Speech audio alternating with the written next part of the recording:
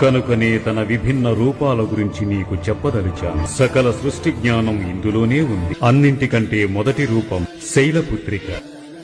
తను పర్వతరాజైనటువంటి హిమవంతుని పుత్రిక. ఆవిడ వాహనం వృషభం. ఆవిడకు వృషానురాగి అనే పేరు కూడా ఉన్నది. నవదుర్గలలో ద్వితీయ రూపం బ్రహ్మచారిణి. బ్రహ్మ అంటే అర్థం తపస్సు, చారిణి అంటే ఆచరించేదని అర్థం. ఈ రూపం ఆవిడ అనురాగానికి ప్రతీక. దీని ద్వారానే ఆవిడ నన్ను భర్తగా పొందగలిగింది. నవదుర్గలలో మూడవ రూపం చంద్రగంట.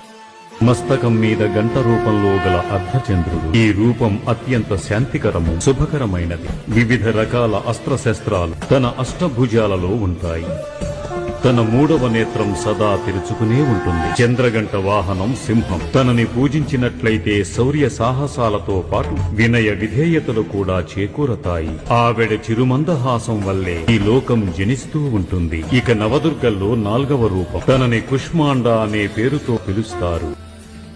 అష్టభుజములతో శస్త్రాలను ధరించి వ్యాఘ్రంపై పయనిస్తుంది. హిరణ్యవర్ణ.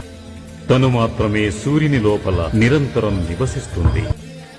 దశ దిశలు ఈమె వల్లే ఏర్పడతాయి. దయతలిస్తే మూఢత్వం కూడా జ్ఞానంగా మారుతుంది. నవదుర్గలలో ఐదవ రూపం. ఆవిడ స్కందమాత, సింహవాహిని. ఆమెను పూజించటం ద్వారా మోక్షానికి మార్గం సుగమమవుతుంది. ఈ రూపాన్నే కాత్యాయని అంటారు. ఈ రూపంలోనే మహిషాసురుణ్ణి వధించింది. ఈమెను పూజించటం వల్ల సనాతన ధర్మం, కామ మోక్షములు ప్రాప్తించగలవు. ఒక చేతిలో లోహపు గంట, మరో చేతిలో ఖడ్గం. శ్యామవర్ణం. తాను దయతలిస్తే శుభములు కలుగుతూ ఉంటాయి. ఈ రూపాన్ని కాళరాత్రి రూపము అంటారు. ఈమె చీకట్లను పారద్రోలుతుంది. ఈమెను పూజించినందువల్ల అసుర శక్తులు భయకంపితమైపోతాయి. ఇది నవదుర్గల్లో మహాగౌరీ రూపం. శ్వేతవర్ణం. శ్వేత వస్త్రాలను ధరించిన చతుర్భుజి, త్రిశూలధారిణి.